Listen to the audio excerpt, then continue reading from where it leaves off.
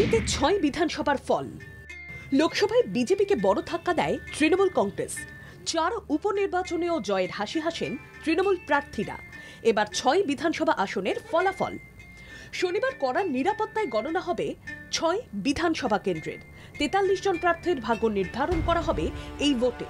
মূলত বিজেপি বনাম তৃণমূলের লড়াই হলেও বাম কংগ্রেসও টক্করে রয়েছে। আরজিকর আবহে এই ভোট কার্যত সব শিবিরের কাছেই শক্তি পরীক্ষার সুযোগ বলে পর্যবেক্ষকদের অভিমত। কড়া নিরাপত্তার চাদরে মুড়ে ফেলা হয়েছে গণনা কেন্দ্রের ২০০ মিটার। থাকছে ত্রিস্তরীয় নিরাপত্তা। গণনা শুরু হবে সকাল ৮টা থেকে। গণনা কেন্দ্রে থাকছে সিসিটিভি। ত্রিস্তরীয় নিরাপত্তা বলয় গণনা। প্রথম স্তরে লাঠিধারী রাজ্য পুলিশ, দ্বিতীয় স্তরে পুলিশ কেন্দ্রীয় বাহিনী, তৃতীয় স্তরে নজরদারিতে কেন্দ্রীয় বাহিনী। গণনা পর্যবেক্ষক, রিটার্নিং অফিসার প্রার্থীর উপস্থিতিতে স্ট্রং রুম খোলা হবে। ভোট গণনা কেন্দ্রে কোনো রকম ওয়েবকাস্টিং হবে না।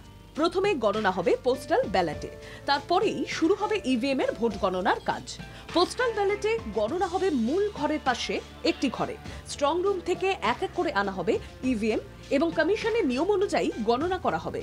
সবকটি ইভিএম গণনা হয়ে গেলে সেটি আসবে কাউন্টিং অবজারভারের টেবিলে।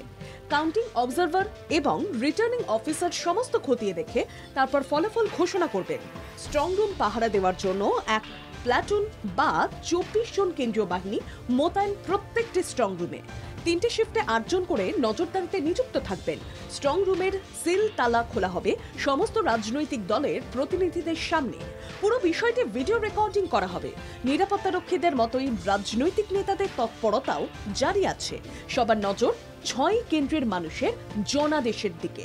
৬ বিধানসভা কেন্দ্রের মধ্যে ৫টি তৃণমূলের দখলে ছিল, মাদারিহাট ছিল বিজেপির দখলে। এখন জনতার দাঁড়িপাল্লায় তৃণমূল না বিরোধী, কার পাল্লা ভারী হয় তাই দেখার।